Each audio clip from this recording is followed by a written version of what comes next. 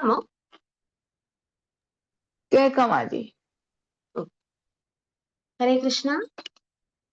രാധാ നീലമാധവ സത്സംഗത്തിലെ എല്ലാ ഭക്തന്മാർക്കും ഓൺലൈൻ ക്ലാസ്സിൽ നമ്മളോടൊപ്പം പങ്കെടുക്കുന്ന എല്ലാ ഭക്തന്മാർക്കും നിങ്ങളുടെ വീക്ക്ലി അല്ല ഡെയിലി ഉള്ള ചൈതന്യ ചരിതാമൃതം ക്ലാസ്സിലേക്ക് വളരെ ഹാർദവമായ സ്വാഗതം. നമ്മൾ ഇപ്പോ ചൈതന്യ ചരിതാമൃതം ആദിലീല 10ാമത്തെ അധ്യായം ആണ് കണ്ടുകൊണ്ട് ഇരിക്കുന്നത്. അതില് പറയുന്നത് ചൈതന്യ മഹാപ്രഭുവിന്റെ അസോസിയേറ്റ്സ് അല്ലെങ്കിൽ അദ്ദേഹത്തിന്റെ പാർഷദന്മാരിൽ നിന്നും വീണ്ടും ഡിവൈഡ് ചെയ്ത് ഒരുപാട് ഭക്തന്മാരെ കുറിച്ച് പറയുന്ന ഒരു ഭാഗമാണ്. ചൈതന്യ ട്രീ എന്നാണ് ആ ഒരു ആ ഒരു ഡിസ്ക്രിപ്ഷനെ ആചാര്യന്മാര് വിവരിക്കുന്നത്. അപ്പൊ പ്രഭുപാദ് ഇവിടെ കൃഷ്ണദാസ കവിരാജ ഗോസ്വാമിയുടെ ചൈതന്യ ചരിതാമൃതത്തിനെ വിവർത്തനം ചെയ്തിട്ട് ആ ചൈതന്യ ട്രീയില് ഒരുപാട് ഭക്തന്മാരെ കുറിച്ച് ആണ് വിവരിച്ചുകൊണ്ടിരിക്കുന്നത്.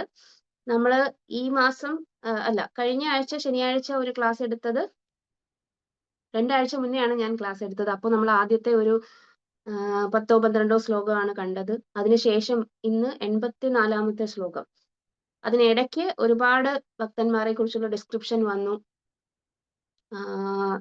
ഇന്നത്തെ പ്രത്യേകത എന്താണെന്ന് വെച്ചാല്, ഇന്ന് നമ്മള് ചൈതന്യ മഹാപ്രഭുവിന്റെ പാർഷദന്മാരില് അല്ലെങ്കിൽ ചൈതന്യ മഹാപ്രഭുവിന്റെ ഡിസൈപ്പിൾസ്, ശിഷ്യന്മാരെന്ന് വേണമെങ്കിൽ പറയാം, ഡിസൈപ്പിൾസില് ഒരുപാട് പേര് കേട്ട വ്യക്തിത്വങ്ങളെ കുറിച്ചാണ് കേൾക്കാൻ പോകുന്നത്. ഈ 84ാമത്തെ ശ്ലോകം മുതല് 43, 44, 45 ബ്രാഞ്ചസ്, അതായത് അതിനു മുന്നേ ഇത്രയും ബ്രാഞ്ചസിനെ കുറിച്ച് ഡിസ്കസ് ചെയ്ത് കഴിഞ്ഞു ഈ ഒരു ചൈതന്യ ട്രീയുടെ. അപ്പോൾ ഈ ബ്രാഞ്ചസിനെ കുറിച്ച് പറയുന്ന സ്ഥലമാണ് ഇത്. ഇത് വളരെയധികം മനോഹരമായിട്ടുള്ള ഒരു ഭാഗമാണ്. ശ്രീല പ്രഭുപാദ് ഇതിനകത്ത് ഒരുപാട് വർക്ക് ചെയ്തിട്ടുണ്ട്. എന്തിനു വേണ്ടിയിട്ട്? ഈ ഒരു ഡിസ്ക്രിപ്ഷൻ എഴുതാൻ വേണ്ടിയിട്ട്. ഈ ശ്ലോകങ്ങളും അതിന്റെ വിവർത്തനവും നിങ്ങൾ വായിച്ചു നോക്കുമ്പോൾ ഇദ്ദേഹം ശ്രീല പ്രഭുപാദ് തന്റെ എത്ര സമയം മെനക്കെടുത്തിയാണ് ഈ വിവരങ്ങളെല്ലാം ശേഖരിച്ച് അതിനെ ക്രോഡീകരിച്ച് നമുക്ക് വേണ്ടിയിട്ട് ഈ ആചാര്യന്മാരെ കുറിച്ച് അല്ലെങ്കിൽ ചൈതന്യ മഹാപ്രഭുവിന്റെ അസോസിയേറ്റ്സിനെ കുറിച്ച്, അദ്ദേഹത്തിന്റെ ശിഷ്യന്മാരെ കുറിച്ച്, എന്താണ് ആ ശിഷ്യന്മാരുടെ നമ്മൾക്ക് വേണ്ടിയുള്ള അല്ലെങ്കിൽ വൈഷ്ണവർ എന്ന രീതിയിൽ വൈഷ്ണവ സമ്പ്രദായത്തെ മുന്നോട്ട് കൊണ്ടുവരാൻ വേണ്ടിയിട്ട് എന്താണ് അവര് കോൺട്രിബ്യൂട്ട് ചെയ്തത് അല്ലെങ്കിൽ അവരുടെ സംഭാവന എന്ന് പ്രഭുപാദ് വളരെയധികം ക്ഷമയോടുകൂടി തന്റെ ഒരുപാട് പുസ്തകങ്ങൾ, കാരണം ഇതൊന്നും പ്രഭുപാദിനെ ഓർമ്മിച്ച് വെക്കാൻ വേണ്ടിയിട്ട് പറ്റുന്ന കാര്യങ്ങളായിരിക്കുകയില്ല. അദ്ദേഹത്തിന് ഈ ഒരു ഹിസ്റ്ററി എഴുതണം എന്നുണ്ടെങ്കിൽ ഒരുപാട് ബുക്കുകൾ, അതും എത്രയോ അധികം ബുക്കുകളാണ് ഈ ആചാര്യന്മാർ ഓരോരുത്തരും എഴുതിയിരിക്കുന്നത്. ആ ബുക്കുകളുടെ എല്ലാം പേരുൾപ്പെടെയാണ് ശ്രീല പ്രഭുപാദ് നമുക്ക് വേണ്ടി ഇവിടെ ഒരു വലിയ വിവർത്തനം എഴുതിയിരിക്കുന്നത്. അപ്പൊ നമുക്ക് ആ ഒരു ചൈതന്യ ചരിതാമൃതത്തിന്റെ വളരെ മനോഹരമായിട്ടുള്ള ഒരു ഭാഗത്തേക്ക് കടക്കുന്നതിന് മുമ്പ് ചെറിയൊരു കീർത്തനം ചെയ്യാം. ശ്രീല ഗുരുദേവിനെയും ഭഗവാനെയും ഒക്കെ പ്രീതിപ്പെടുത്താൻ വേണ്ടിയിട്ട്. ജയ രാധ മാധവ കുഞ്ച ബിഹാരി ഗോപി ജനവല്ലഭ ഗിരിവരധാരി. ജയ രാധ മാധവ കുഞ്ച ബിഹാരി ഗോപി ജനവല്ലഭ ഗിരിവരധാരി.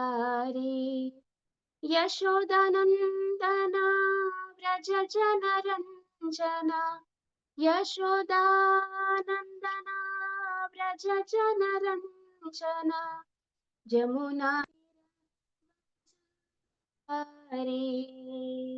ജമുനാ തീര വനചാരി. ജയ രാധ മാധവ കുഞ്ച ബിഹാരി ഗോപി ജനവല്ലഭ ഗിരിവരധാരി. ഹരേ കൃഷ്ണ കൃഷ്ണ കൃഷ്ണ ഹരേ ഹരേ, ഹരേ രാമ രാമ രാമ ഹരേ ഹരേ. ജയ കൃഷ്ണ ബലരാം ജയ കൃഷ്ണ ബലരാം കൃഷ്ണ ബലരാം ജയ കൃഷ്ണ ബലരാം. ജയ ഗോരനിതായ് ജയ ഗോരനിതായ് ഗോരനിതായ് ജയ ഗോരനിതായ്. ജയ ജയ പ്രഭുപാദ് പ്രഭുപാദ് प्रभुपाद जय जय प्रभुपाद. जय जय गुरुदेव गुरुदेव गुरुदेव जय जय गुरुदेव. ओम नमो भगवते वासुदेवाय. ओम नमो भगवते वासुदेवाय. ओम नमो भगवते वासुदेवाय. नमा ओं विष्णुपादाय कृष्णप्रेष्ठाय भूतले श्रीमते भक्तिवेदान्त स्वामिन्निति नामिने. नमस्ते सरस्वते देवे गौरवाणी प्रचारिणे निर्विशेष शून्यवादी पाश्चात्य देशतारिणे. जय श्री कृष्ण चैतन्य प्रभु नित्यानंद श्री अद्वैत गदाधरा श्रीवासादि गौर भक्त वृंद. हरे कृष्ण कृष्ण कृष्ण हरे हरे हरे राम राम राम हरे हरे. ഹരേ കൃഷ്ണ. അപ്പൊ ഇന്നത്തെ ഏകാദശിയുടെ ദിവസം നമ്മള് വളരെ മഹാന്മാരായ ഭക്തന്മാരെ കുറിച്ചാണ് കേൾക്കാൻ പോകുന്നത്. ശ്രീ ചൈതന്യ മഹാപ്രഭുവിന്റെ 43, 44, 45 ചൈതന്യ ട്രീ, അതിന്റെ 43, 44, 45 ബ്രാഞ്ചസ്. നിങ്ങൾക്ക് വളരെയധികം ഇഷ്ടമുള്ള പേരുകൾ, നിങ്ങൾ വളരെയധികം കേട്ടിരിക്കുന്ന പേരുകൾ. അതാണ് സനാതന ഗോസ്വാമി, രൂപ ഗോസ്വാമി, അനുപമ അല്ലെങ്കിൽ വല്ലഭ എന്നും അദ്ദേഹത്തെ വിളിക്കും. ഈ 3 ബ്രദേഴ്സ്, അവരുടെ ലീനിയേജസ് ആണ് ഇവിടെ ആര് ഡിസ്കസ് ചെയ്യുന്നത്? കൃഷ്ണദാസ കവിരാജ ഗോസ്വാമി ഡിസ്കസ് ചെയ്യുന്നത്. അപ്പൊ നമുക്ക് 84 ശ്ലോകത്തിലേക്ക് പോകാം. അനുപമ വല്ലഭ ശ്രീ രൂപ സനാതന ഹേതിന ശാഖ വൃക്ഷേര പശ്ചിമേ സർവോത്തമ. അനുപമ വല്ലഭ ശ്രീ രൂപ സനാതന ഹേതിന ശാഖ വൃക്ഷേര പശ്ചിമേ സർവോത്തമ. എന്താണ് സർവോത്തമ? ഇതുവരെ പറഞ്ഞ ഡിവോട്ടീസിനെ ആദ്യമേ ചൈതന്യ മഹാപ്രഭു കൃഷ്ണദാസ കവിരാജ ഗോസ്വാമി പറയുന്നു, ഞാൻ പറയാൻ പോകുന്ന ഭക്തന്മാരുടെ വിവരണങ്ങളില് ഉച്ചനീചത്വങ്ങൾ നിങ്ങൾ വിചാരിക്കരുത്. ഒരു ഭക്തനും ഇനിയൊരു ഭക്തനേക്കാൾ മേലെയാണെന്നോ കീഴെയാണെന്നോ ആരും വിചാരിക്കാൻ പാടില്ല, നമ്മൾ വിചാരിക്കാൻ പാടില്ല. എങ്കിലും ഇവിടെ ആര് പറയുന്നു? കൃഷ്ണദാസ കവിരാജ ഗോസ്വാമി പറയുന്നു, പശ്ചിമേ സർവോത്തമ. അതായത് വെസ്റ്റേൺ സൈഡിലാണ് ഈ 3 ബ്രദേഴ്സിന്റെ പേര് അദ്ദേഹം പറയുന്നത്, ബ്രാഞ്ചസ് ആയിട്ട് പറയുന്നത്. 43rd, 44th and 45th branches. ആരാണ്? 18 ശാഖ. ഈ 3 ശാഖ വൃക്ഷേര, ഏത്? ആ വൃക്ഷത്തിന്റെ, ഏത് വൃക്ഷത്തിന്റെ? ചൈതന്യ ട്രീയുടെ പശ്ചിമേ, പശ്ചിമ ഭാഗത്ത് സർവോത്തമ. കാരണം അവർ അത്രയധികം പേരുകേട്ട വ്യക്തികളാണ്. അതുകൊണ്ടാണ്. കാരണം രൂപസനാതന ഗോസ്വാമിമാരുടെ പേര് കേൾക്കാത്ത ഗൗഡിയ വൈഷ്ണവ പരമ്പരയില് ഒരു മനുഷ്യനും കാണുകയില്ല. അപ്പൊ അത്രയും പേരുകേട്ട വ്യക്തികളായതുകൊണ്ട് അവര് സർവോത്തമരാണ് എന്ന് പറയുന്നു. പക്ഷെ നമ്മളോട് പറയുന്നു, ഉച്ചനീചത്വങ്ങള് ഭക്തന്മാരിൽ കാണാൻ പാടില്ല എന്ന്. ഭഗവാന്റെ ഭക്തന്മാര്, ഓരോ ജീവാത്മാക്കളും യഥാർത്ഥത്തിൽ ഭഗവാനോട് ബന്ധപ്പെട്ടിരിക്കുന്നത് ഓരോ പ്രത്യേക തരത്തിലാണ്. ആ ജീവാത്മാവിന് കൊടുക്കാൻ പറ്റുന്ന സ്നേഹം എന്ന് പറയുന്നത് വേറൊരു ജീവാത്മാവിനും ഭഗവാന് കൊടുക്കാൻ പറ്റുകയില്ല. അതുകൊണ്ട് ഒരു ജീവാത്മാവിനെ ഇനി ഒരു ജീവാത്മാവിനെയും തമ്മിൽ എന്ത് ചെയ്യാൻ പാടില്ല? തട്ടിച്ച് ഉച്ചനീചത്വങ്ങൾ ചെയ്യാൻ പാടില്ല. പലതരത്തിലുള്ള ആചാര്യന്മാരെ നമുക്കറിയാം, നമ്മളൊരു വേൾഡ് വൈഡ് മൂവ്മെന്റ് ആണ് അല്ലെ? എന്താണ്? ലോകമെമ്പാടുമാണ് നമ്മളുടെ ഇസ്കോൺ എന്ന ഫാമിലി അല്ലെങ്കിൽ മഹാകുടുംബത്തിന്റെ വ്യാപിച്ചു കിടക്കുന്നത്. അപ്പൊ നിങ്ങൾക്കറിയാം, ലോകത്തിലെ എല്ലാവരും ഒരുപോലെ ഇരിക്കുകയില്ല. ശരീരത്തിന്റെ ഉയരവും അതിന്റെ ഘടനയും നിറവും സംസാര ഭാഷയും മാനറിസംസും ഒക്കെ എന്തായിരിക്കും? വ്യത്യസ്തമായിരിക്കും. പക്ഷെ എല്ലാവരും ഒരേപോലെ ശീല പ്രഭുപാദിന്റെ പാത പിന്തുടരുമ്പോ, നമ്മളുടെ ഗുരുവൃന്ദത്തിന് ചില നമുക്ക് വിഷമമുണ്ട് പറയാൻ. പക്ഷെ എന്നാലും സത്യാവസ്ഥയാണ്, പറയാതിരിക്കാൻ പറ്റുകയില്ല. കാരണം എന്താണ്, പലപ്പോഴും നമ്മളുടെ പൊസസീവ്നെസ്, അതായത് എന്താണ് പൊസസീവ്നെസ് എന്ന് പറഞ്ഞാൽ, ആ ഒരു അറ്റാച്ച്മെന്റ് കാരണം സ്വന്തം ഗുരുവിനോട് വളരെയധികം സ്നേഹം, അത് നല്ലതാണ്.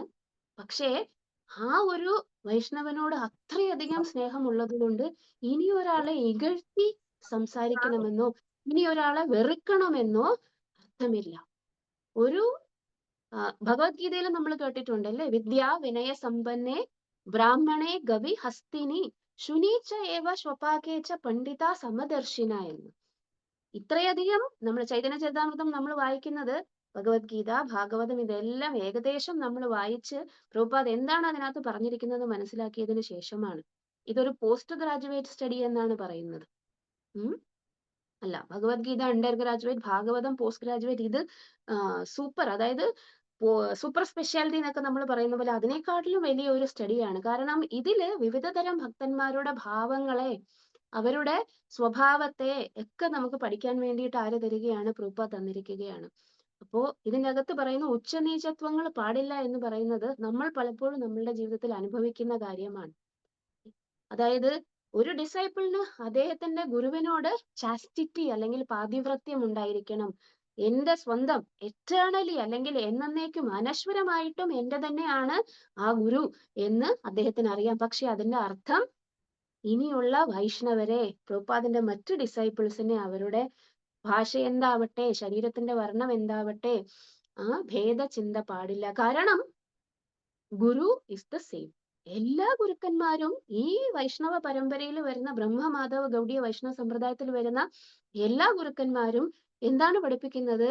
അതേ മെസ്സേജ് ആണ് പഠിപ്പിക്കുന്നത്. ഒരു വ്യത്യാസം മാത്രമേ ഉണ്ടാവുകയുള്ളൂ. ദേശകാല പാത്രം അനുസരിച്ച് അവർ സംസാരിക്കുന്നതിന് വ്യത്യാസം കാണും, അവരുടെ റിയലൈസേഷനിൽ വ്യത്യാസം കാണും.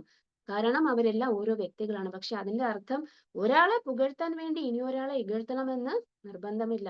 രാമായണത്തില് രാമചന്ദ്രമൂർത്തിയോട് ലക്ഷ്മണനും രാമചന്ദ്രമൂർത്തിയും വന്നിട്ട് വനവാസത്തിൽ ഇരിക്കുന്ന സമയത്ത് പലപ്പോഴും ചില സന്ദർഭങ്ങളില് സംസാരിക്കുമ്പോ, അയോധ്യയെ കുറിച്ച് സംസാരിക്കുമ്പോ ഭരതനെ കുറിച്ചും മറ്റു അമ്മമാരെ കുറിച്ചും ഒക്കെ ആര് ഓർക്കും? രാമചന്ദ്രമൂർത്തി ഓർക്കും. ലക്ഷ്മണനും ഭരതനെ കുറിച്ച് സംസാരിക്കാൻ വളരെ ഇഷ്ടമാണ്. കാരണം ഭരതൻ തെറ്റ് ചെയ്തിട്ടില്ല എന്ന് ലക്ഷ്മണന് തോന്നലുണ്ടാകും.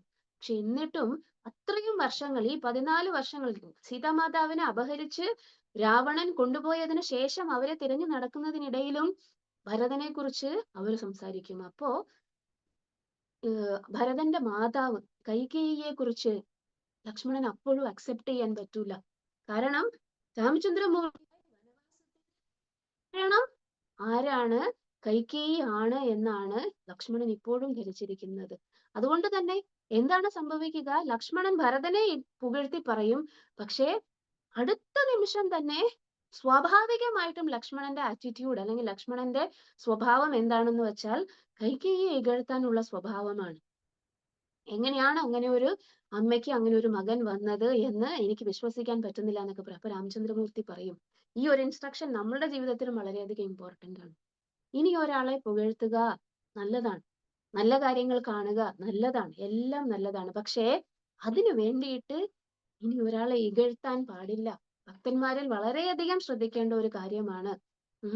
ഇകഴ്ത്തുക എന്നത് വളരെയധികം ദൂഷ്യഫലം ഉണ്ടാക്കുന്നതാണ്. നമ്മളുടെ വിശ്വാസത്തിനും നമ്മളുടെ ഭഗവാനോടുള്ള ഫെയ്ത്തിനും മറ്റുള്ളവരോടുള്ള ഇടപെടലുകൾക്കും ഒക്കെ വളരെ ബുദ്ധിമുട്ടുണ്ടാക്കുന്നതാണ്. അപ്പോ ഇവിടെ രൂപ, സനാതന, അനുപമ, ഈ 3 സഹോദരന്മാരെ കുറിച്ചാണ് പറയുന്നത്. അനുപമ വല്ലഭ, 2 പേരുകളാണ് അദ്ദേഹത്തിനുള്ളത്. യഥാർത്ഥത്തിൽ അദ്ദേഹത്തിന്റെ പേര് വല്ലഭ എന്നാണ്.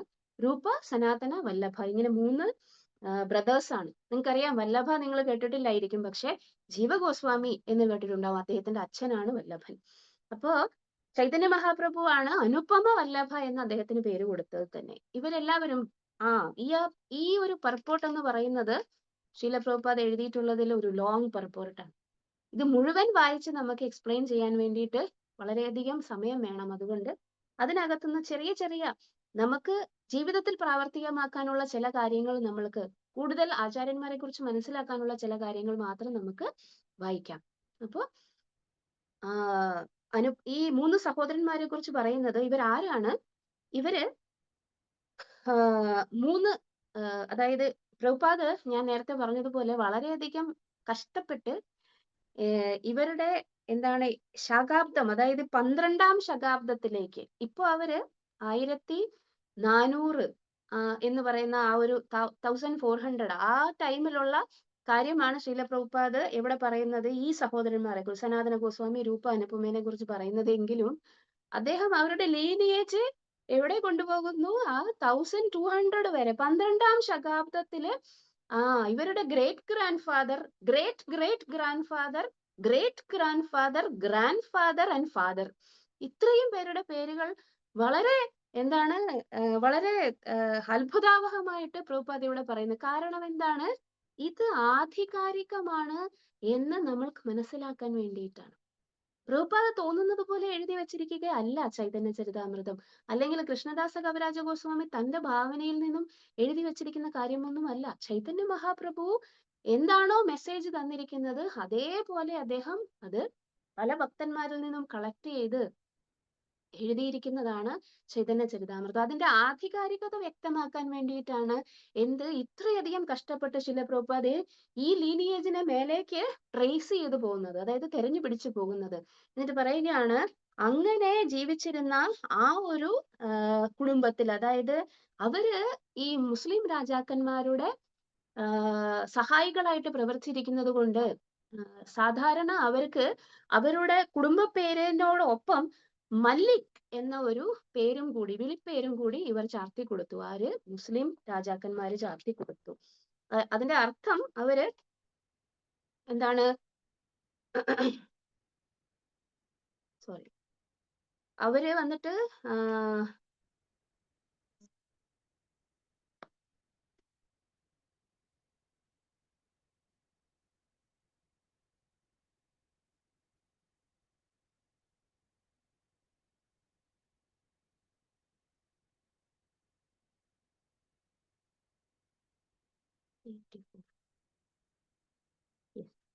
അവര് വന്നിട്ട് ഈ മുസ്ലിം രാജാക്കന്മാരുടെ സഹായിയായിട്ട് പ്രവർത്തിച്ചിരുന്നത് കൊണ്ട് അവർക്ക് അതും വളരെ ഉന്നത സ്ഥാനീയരായിട്ടുള്ള വ്യക്തികളായിരുന്നു.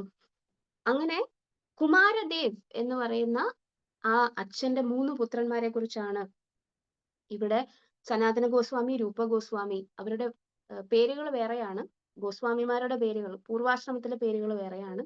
അനുപമ, വല്ലഭ, ഇങ്ങനെ 3 ആൾക്കാരുടെ പേര് പറയുന്നു. അവരുടെ പൂർവാശ്രമത്തെ കുറിച്ച് അധികമൊന്നും ഇവിടെ പ്രഭുപാദ് വിവരിക്കുന്നില്ല.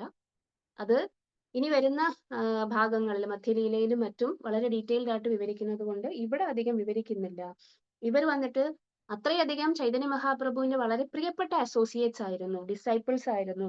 മെയിൻലി വന്നിട്ട് ഇവിടെ പ്രഭുപാദ് എടുത്തു പറയുന്ന ഒരു കാര്യം, വല്ലഭ എന്ന് പറയുന്നത് ഒരിക്കലും ചൈതന്യ മഹാപ്രഭു ഇൻസ്ട്രക്ട് ചെയ്തതുപോലെ രാധാ ഗോവിന്ദ, അതായത് ശ്രീകൃഷ്ണ ഭഗവാനെയും ശ്രീമതി രാധാറാണിയെയും വർഷിപ്പ് ചെയ്യാൻ വേണ്ടിയിട്ട് വലിയ താല്പര്യമുള്ള ആളായിരുന്നില്ല. 3 സഹോദരന്മാരുണ്ട്. 1 രൂപ ഗോസ്വാമി, 2 സനാതന ഗോസ്വാമി, ഏറ്റവും ഇളയ ആള് വല്ലഭ, അനുപമ. ഇവര് രണ്ടുപേരും രൂപസനാതനന്മാര് കംപ്ലീറ്റ്ലി രാധാകൃഷ്ണയ്ക്ക് വേണ്ടിയിട്ട് തന്റെ ജീവിതം ഒഴിഞ്ഞു വെച്ചു. ചൈതന്യ മഹാപ്രഭുവിന്റെ നിർദ്ദേശങ്ങൾ പിന്തുടർന്ന് വൃന്ദാവനത്തിൽ ചെന്ന് ഇത് എന്ത് ചെയ്തു? പലതരം പ്രവർത്തനങ്ങളിൽ ഏർപ്പെട്ടിരുന്നു. അതായത് വൈഷ്ണവർക്ക് വേണ്ടിയിട്ടും ഈ ഒരു വൈഷ്ണവിസത്തെ പോഷിപ്പിക്കാൻ വേണ്ടിയിട്ടും പല പ്രവർത്തനങ്ങളിൽ ഏർപ്പെട്ടിരുന്നു. പക്ഷെ വല്ലഭ എന്ന് പറയുന്ന 3ാമത്തെ സഹോദരൻ, ശ്രീല പ്രഭുപാദ് ഇവിടെ എഴുതുന്ന എന്താണെന്ന് അറിയാമോ? വല്ലഭ actually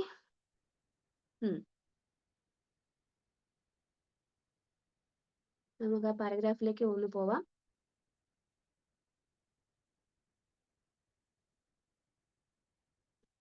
Vallabha went back to Godhead. അതായത് ഒരു സ്ഥലത്ത് വല്ലഭ എന്ന് പറയുന്ന ആ ഒരു സഹോദരനെ കുറിച്ച് വിവരിച്ചിട്ട് പറയുകയായിരുന്നു, Vallabha was a great devotee of Shri Ramachandra. Therefore, he could not seriously consider the worship of Radha Govinda according to the instructions of Sri Chaitanya Mahaprabhu. Radha Govinda വർഷിപ്പാണ് ചൈതന്യ മഹാപ്രഭു ഇൻസ്ട്രക്ട് ചെയ്തത് എങ്കിലും വല്ലഭ എന്ന് പറയുന്ന ആ സഹോദരന് രാമചന്ദ്രമൂർത്തിയെ കവിഞ്ഞ് വേറെ ഒന്നുമില്ലായിരുന്നു. നമുക്കറിയാം, ഹനുമാൻജിയുടെ അടുത്ത് ആരെങ്കിലും ചെന്ന് ശ്രീ എന്താണ് മഹാവിഷ്ണു ലക്ഷ്മി സമേതനായിട്ട് വരുമ്പോ അദ്ദേഹത്തെ സ്വന്തം എന്താണ് ജീവനായി കാണണമെന്ന് പറഞ്ഞു കഴിഞ്ഞാൽ അദ്ദേഹം പറയും, ശ്രീനാഥേ ജാനകീനാഥേ അഭേദ പരമാത്മനി തഥാപി മമ സർവസ്വ രാമോ രാജീവലോചന. ഹനുമാൻ അറിയാൻ പാടില്ലാഞ്ഞിട്ടാണോ? ശ്രീനാഥേ, ശ്രീയുടെ നാഥനും, ജാനകീനാഥേ, ജാനകിയുടെ നാഥനും, അതായത് ലോർഡ് വിഷ്ണുവും രാമചന്ദ്രമൂർത്തിയും രണ്ടുപേരും എന്താണ് ശ്രീനാഥേ ജാനകീനാഥേ അഭേദ, രണ്ടുപേരും തമ്മിൽ വ്യത്യാസം പോലുമില്ല. ആരാണ്? പരമാത്മനി, അവർ രണ്ടുപേരും പരമാത്മാവ് തന്നെയാണ്. തഥാപി, എന്നാലും മമ സർവസ്വ, എന്റെ സർവസ്വം ആരാണ്? രാമോ രാജീവലോചന, രാജീവലോചനായ രാമനാണെന്ന് പറയും. ഇതേപോലെയാണ് വല്ലഭനും പറഞ്ഞിരുന്നത്. എന്താണ് പറഞ്ഞിരുന്നത്? ചൈതന്യ മഹാപ്രഭു പറഞ്ഞു രാധാ ഗോവിന്ദ വർഷിപ്പാണ് ചെയ്യേണ്ടത്. പക്ഷേ വല്ലഭന് അത് താല്പര്യമില്ല. കാരണം എന്താണ്? അദ്ദേഹത്തിന്റെ ജീവിതം മുഴുവൻ രാമചന്ദ്രമൂർത്തിക്കാണ്. എങ്കിലും നോക്കൂ, in the year 1436 Shagabda, the youngest brother Anupama died and went back home, back to Godhead. Chaitanya മഹാപ്രഭുവിന്റെ ഇൻസ്ട്രക്ഷൻസ് പാലിച്ചില്ലെങ്കിൽ എങ്ങനെ അദ്ദേഹത്തിന് തിരിച്ചു പോകാൻ പറ്റുമെന്നാണ് ഇവിടെ നമ്മൾ വിചാരിക്കേണ്ടത്. ശ്രീല പ്രഭുപാദ് അവിടെ പറയുന്നു, he went to the abode in the spiritual sky where Sri Ramachandra is situated. അയോധ്യാധാമം അല്ലെങ്കിൽ വൈകുണ്ഠധാമങ്ങളിലെ രാമചന്ദ്രമൂർത്തിക്ക് ഏതാണോ വൈകുണ്ഠ ഗ്രഹങ്ങൾ ഉള്ളത്, അവിടേക്കാണ് ആര് പോയിരിക്കുന്നത് എന്ന് ശ്രീല പ്രഭുപാദ് ഇവിടെ എഴുതുന്നു. എന്താണ്? He directly accepted Sri Chaitanya Mahaprabhu as an incarnation of Supreme Personality of Godhead, Ramachandra. അദ്ദേഹത്തിന്റെ പരമദിവ്യോത്തമ പുരുഷൻ ആരാണ്? ശ്രീരാമചന്ദ്രനാണ്. അതേ ശ്രീരാമചന്ദ്രൻ തന്നെയാണ് ചൈതന്യ മഹാപ്രഭു എന്ന് അദ്ദേഹം അക്സെപ്റ്റ് ചെയ്തു. ഫലത്തിൽ ഇത് രണ്ടും ഒന്ന് തന്നെയാണ്. ചൈതന്യ മഹാപ്രഭു ആരാണ്? സ്വയം പരമദിവ്യോത്തമ പുരുഷനായ ശ്രീകൃഷ്ണ ഭഗവാൻ തന്നെയാണ്. രാമചന്ദ്രമൂർത്തിയാണ്, അദ്ദേഹത്തിന്റെ പൂർണ്ണ അവതാരമാണ് രാമചന്ദ്രമൂർത്തി, അല്ലെ? അപ്പോ എന്താണ്? ഇത് തമ്മിൽ വ്യത്യാസമില്ല. അദ്ദേഹം ആരെയാണ് അക്സെപ്റ്റ് ചെയ്തിരിക്കുന്നത്? എന്താണ് പറഞ്ഞിരിക്കുന്നത് ഭഗവത്ഗീതയില്? യേ യഥാമാം പ്രപത്യന്തേ താം തഥൈവ ഭജാമി അഹം. എന്നെ എങ്ങനെയാണോ ആൾക്കാര്, അല്ലെങ്കിൽ ഏത് രീതിയിലാണോ ആൾക്കാർ എന്താണ് ആരാധിക്കാൻ വേണ്ടി ആഗ്രഹിക്കുന്നത്, പരിശുദ്ധ ഭക്തിയോടുകൂടിയാണ് അങ്ങനെ ഒരു ആഗ്രഹം വരുന്നതെങ്കിൽ അവരെ ഞാൻ അതേ തരത്തിൽ റെസിപ്രോക്കേറ്റ് ചെയ്യും. അപ്പൊ ഇവിടെ വല്ലഭ എന്തുകൊണ്ടാണ്? ശ്രീരാമചന്ദ്രമൂർത്തിയുടെ പ്രിയപ്പെട്ട ഭക്തനാണ് വല്ലഭൻ. അതുകൊണ്ട് തന്നെ ചൈതന്യ മഹാപ്രഭു എന്ന് പറയുന്നത് സാക്ഷാൽ ശ്രീരാമചന്ദ്രമൂർത്തി എന്ന് തന്നെയാണ് അദ്ദേഹം അക്സെപ്റ്റ് ചെയ്തത്. അതുകൊണ്ട് തന്നെ അദ്ദേഹത്തിന് പരിശുദ്ധമായിട്ടുള്ള, കാരണം ഭഗവാനോടുള്ള ഒരാളുടെ ഭക്തി എന്ന് പറയുന്നത് രൂപം, ആ രൂപത്തിനോടുള്ള അട്രാക്ഷൻ എന്ന് പറയുന്നത് അദ്ദേഹത്തിന്റെ സ്വതന്ത്രമായിട്ടുള്ള ഇഷ്ടമാണ്. അത് ശ്രീകൃഷ്ണ ഭഗവാന്റെ ഏത് പൂർണ്ണ വിസ്തരണങ്ങളാണെങ്കിലും, രാമ, നരസിംഹ, ഇതുപോലുള്ള ഏത് പൂർണ്ണ വിസ്തരണമാണെങ്കിലും വന്നിട്ട് പരിശുദ്ധ ഭക്തി തന്നെയാണ്. പക്ഷേ ശീല പ്രഭുപാദ് നമ്മളോട് ഭഗവത്ഗീതയിൽ ഒരു പർപ്പോട്ടിൽ പറയുന്നുണ്ട്, ഡിവോട്ടി അല്ലെങ്കിൽ ഒരു pure devotee every time he wants to see Lord Shrikrishna Shyamasundara form. അങ്ങനെയാണ് സാധാരണ. പക്ഷേ ഇവിടെ ചില എക്സെപ്ഷൻസ് ശീല പ്രഭുപാദ് ഇവിടെ പറയുകയാണ്, വല്ലഭനെ കുറിച്ച് പറയുകയാണ്. ഇനി അദ്ദേഹത്തിന്റെ മകനാണ് ആര്? ജീവഗോസ്വാമി. ജീവഗോസ്വാമിയെ കുറിച്ച് ഇവിടെ പറയുന്നില്ല. അതിനു മുമ്പ് രൂപഗോസ്വാമിയെ കുറിച്ചും സനാതന ഗോസ്വാമിയെ കുറിച്ചും ശീല പ്രഭുപാദ് ചെറിയൊരു ഡിസ്ക്രിപ്ഷൻ തരുന്നുണ്ട്. രൂപഗോസ്വാമി ആരാണെന്ന് നമുക്കറിയാം, അല്ലെ? നമ്മളെല്ലാവരും ഭക്തിശാസ്ത്രം ചെയ്യുമ്പോൾ ആ ഭക്തിരസാമൃത സിന്ധു പഠിക്കുന്നുണ്ട്, അല്ലെ? ഒരുപാട് പുസ്തകങ്ങൾ രൂപഗോസ്വാമി എഴുതിയത് നമ്മൾ പഠിക്കുന്നുണ്ട്. 16 പുസ്തകങ്ങളാണ് അദ്ദേഹത്തിൻ്റെതായിട്ടുള്ള സംഭാവന ഈ വൈഷ്ണവിസത്തിന്. ഭക്തിരസാമൃത സിന്ധു, സ്തവമാല, വിദഗ്ധ മാധവ, ലളിത മാധവ, പേരെടുത്ത് പറയുകയാണെങ്കിൽ മിക്കവാറും നമ്മളെല്ലാം കേട്ടിരിക്കുന്നതാണ്. അദ്ദേഹമാണ് നമ്മൾക്ക് ആ ഒരു എന്താണ് ഡിവിഷൻ ഓഫ് അവർ വെൽത്ത്, നമ്മളുടെ സമ്പത്തിനെ എങ്ങനെ ഡിവൈഡ് ചെയ്യണം, ഒരു വൈഷ്ണവൻ എങ്ങനെയാണ് ഡിവൈഡ് ചെയ്യണം എന്നൊക്കെ പറഞ്ഞു തന്നത്. അദ്ദേഹം കാണിച്ചു തന്നു, പറയുക മാത്രമല്ല, അദ്ദേഹം കാണിച്ചു തന്നു. അദ്ദേഹത്തിന്റെ 50% സമ്പാദ്യം അദ്ദേഹം ഈ വൃന്ദാവനത്തിലെ മറ്റ് വൈഷ്ണവർക്ക് വേണ്ടിയിട്ട്, അല്ലെങ്കിൽ വൃന്ദാവനത്തിലെ ഗുപ്തമായിരുന്ന പല ലീലാസ്ഥലികളും വീണ്ടെടുക്കാൻ വേണ്ടിയിട്ടുള്ള പ്രവർത്തനത്തിന് വേണ്ടി അദ്ദേഹം വിനിയോഗിച്ചു. പുസ്തകങ്ങൾ എഴുതുന്നതിന് വേണ്ടി അദ്ദേഹം വിനിയോഗിച്ചു. 50% അദ്ദേഹം എന്തിനു വേണ്ടിയാണ്? ഭഗവാന്റെ സേവനത്തിന് വേണ്ടിയാണ് വിനിയോഗിച്ചത്. ബാക്കി 80% അദ്ദേഹം വീണ്ടും രണ്ടായിട്ട് ഡിവൈഡ് ചെയ്തു. 25% തന്റെ കുടുംബത്തിന് വേണ്ടിയിട്ട് ആരെ ഏൽപ്പിച്ചു? ഒരു ആളെ ഭരമേൽപ്പിച്ചു. ഇനി 25% തന്റെ എമർജൻസിക്ക് വേണ്ടി കാത്തുവച്ചിരുന്നു. ഇങ്ങനെ രൂപ ഗോസ്വാമിയെ കുറിച്ച് പറയുന്നു. വീണ്ടും ഒരു പ്രധാന കാര്യം പറയുന്നു. രൂപ ഗോസ്വാമി ആരാണ്? രൂപ മഞ്ചേരിയാണ് എന്ന് പറയുന്നു. നമുക്കറിയാം ഭഗവാന്റെ ഗോപിമാരെ കുറച്ച് എന്താണ് സ്വഭാവത്തിനനുസരിച്ച് വ്യത്യസ്ത ഗണങ്ങളായിട്ട് തിരിച്ചിട്ടുണ്ട്. ഗോപിമാരും, അതായത് സഖിമാരും മഞ്ചരിമാരും എന്ന്. പ്രധാന ഗോപിമാരും സഖിമാരും മഞ്ചരിമാരും എന്ന് തിരിച്ചിട്ടുണ്ട്. ഈ സഖിമാരുടെയും മഞ്ചരിമാരുടെയും പ്രത്യേകത എന്താണെന്ന് വെച്ചാല്, സഖിമാര് ഭഗവാനോട് മാധുര്യ ഭാവത്തിൽ ഇടപെടുന്നവരാണ്. ശ്രീകൃഷ്ണ ഭഗവാൻ ശ്രീമതി രാധാറാണിയോടും മറ്റ് അഷ്ടസഖിമാരോടും ഉണ്ടാകുന്ന ആ ഒരു എന്താണ് ഇന്ററാക്ഷൻസ് എന്ന് പറയുന്നത് ഏകദേശം മാധുര്യ ഭാവത്തിലാണ് എല്ലാവരുടെ അടുത്ത്. പക്ഷേ മഞ്ചരിമാർ എന്ന് പറയുന്നത് സഖിമാരുടെ അസോസിയേറ്റ്സ് ആയിട്ട്, അല്ലെങ്കിൽ സഖിമാരുടെ ഭഗവാനോടുള്ള ആ ഒരു സ്നേഹത്തിനെ എന്ത് ചെയ്യാൻ വേണ്ടിയിട്ട്, പ്രകടമാക്കാൻ വേണ്ടിയിട്ട് ഹെൽപ്പ് ചെയ്യുന്ന വ്യക്തികളാണ് ഈ മഞ്ചരിമാർ. മഞ്ചരിമാർ ഒരിക്കലും സഖിമാരുടെ സ്ഥാനം അപഹരിക്കണമെന്ന് ചിന്തിക്കാറ്. നമ്മൾ കണ്ടിട്ടുണ്ട്, രാധാറാണി വന്നിട്ട് ഒരിക്കൽ തന്റെ ഭവനത്തിൽ ഇരിക്കുമ്പോൾ നാരദ മഹർഷി വന്നിട്ട് രാധാറാണിയോട് പറയും, നീ ഇങ്ങനെ കളിച്ച് ചിരിച്ചുകൊണ്ടിരുന്നു. അവിടെ ശ്രീകൃഷ്ണ ഭഗവാൻ വന്നിട്ട് ഊഞ്ഞാൽ ആടാൻ വേണ്ടിയിട്ട് നിന്നെ നോക്കിയിരുന്നിട്ട് അവസാനം ലളിതയുടെ കൂടെ ഇരുന്ന് ഊഞ്ഞാലാടുന്നു എന്ന്. അപ്പോ നേരെ ആര് പോകുന്നു? അവിടെ രാധാറാണി പോയി നോക്കുമ്പോൾ ശരിയാണ്, ലളിതയുടെ കൂടെയാണ് ഭഗവാൻ ഊഞ്ഞാലാടുന്നത്. സോ സഖിമാരെന്ന് പറയുന്നത് ഏകദേശം എന്താണ്, ഒരേ ഭാവത്തിൽ ഭഗവാനെ ആരാധിക്കുന്ന എന്താണ് ആ ഒരു പരമശ്രേണിയിലുള്ള ഭക്തകളാണ്. ഏറ്റവും ടോപ്പ് മോസ്റ്റ് ആയിട്ടുള്ളത് രാധാറാണിയാണ്. ആ മാധുര്യ ഭാവം എന്ന് പറയുന്നത് ഈ സഖിമാരിലെല്ലാം പ്രകടമാണ്. പക്ഷെ മഞ്ചരിമാർ ഒരിക്കലും ഈ സ്ഥാനം അപഹരിക്കാൻ വേണ്ടി ശ്രമിക്കുകയില്ല. മഞ്ചരിമാർ എപ്പോഴും ഈ സഖിമാരെ തന്റെ മോഡൽസ് ആക്കി വെച്ചേക്കും. എന്താണ്, ഈ സഖിമാർക്ക് ഭഗവാനുമായിട്ടുള്ള വേണ്ടിയിട്ടുള്ള തരത്തിലുള്ള ഈ സഹായങ്ങൾ ചെയ്തു കൊടുക്കുകയാണ് സഖിമാർ ചെയ്യുന്നത്. കുറച്ചും കൂടെ പ്രായം കുറഞ്ഞ ഗോപിമാരാണ്. അപ്പോ ഇവിടെ നമ്മൾ രൂപ ഗോസ്വാമിയെ കുറിച്ച് പറയുമ്പോൾ മഞ്ചരി എന്ന വേർഡ് വന്നതുകൊണ്ടാണ് നമ്മളിപ്പോ ഒരു ഗോപിമാരെ കുറിച്ച് ഡിസ്കഷൻ വന്നത്. അപ്പൊ രൂപ ഗോസ്വാമി ആരാണ്? രൂപ മഞ്ചരിയാണ് എന്ന് പറയുന്നത്. ഇപ്പോ ചൈതന്യ ചരൺ പ്രഭുവിന്റെ ഒരു ക്ലാസ്സിൽ ഞാൻ കേട്ടിട്ടുണ്ട്, നമ്മള് ഭക്തിയിൽ പുരോഗമിക്കുമ്പോൾ പലതരത്തിലുള്ള വൈദി ഭക്തിയിൽ നിന്നും രാഗ ഭക്തിയിലേക്ക് പോകുമ്പോൾ പലപ്പോഴും ഒരു റോൾ മോഡലിനെയാണ് നമ്മൾ എന്താക്കുന്നത്, ഭക്തിയിൽ നമ്മളുടെ മോഡലാക്കി വെക്കുന്നത്. ഉദാഹരണത്തിന് ആ ഒരു റോൾ മോഡലിന്, അതായത് മഞ്ചരിമാരോ സഖിമാരോ ആരാണോ ആധ്യാത്മിക ലോകത്തിൽ അവർക്കൊരു രൂപമുള്ളത്, അതേ ആൾക്കാർക്ക് ഭൗതിക, അതായത് ഭൗമ വൃന്ദാവനത്തില് ഭഗവാൻ വരുമ്പോ അവർക്ക്, അല്ലെങ്കിൽ ഭൗതിക ലോകത്തിൽ ഭഗവാൻ പല വേഷത്തിൽ അവതരിക്കുമ്പോൾ, ഉദാഹരണത്തിന് ചൈതന്യ മഹാപ്രഭുവായിട്ട് അവതരിക്കുമ്പോൾ ഇതേ ആൾക്കാര് അത് അനശ്വരമായിട്ട് അവർ ആധ്യാത്മിക ലോകങ്ങളിൽ ഭഗവാനെ ഒരു രൂപത്തിലായിരിക്കും സേവിക്കുന്നത്. ഉദാഹരണത്തിന് ഗോപിമാരായിട്ടും മഞ്ചരിമാരായിട്ടും.